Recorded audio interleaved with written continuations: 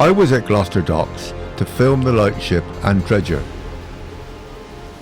and the last remaining derelict warehouse in the docks complex.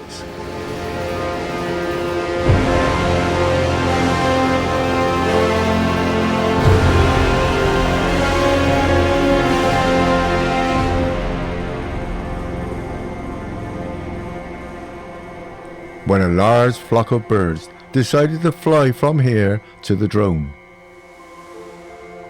My first thought was to land.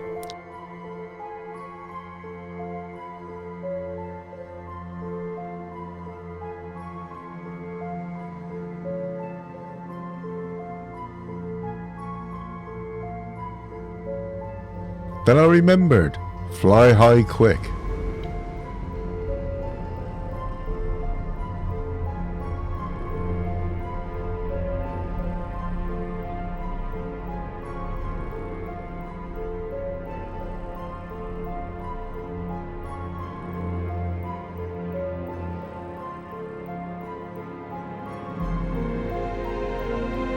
Soon they are aboard and I'd land safely.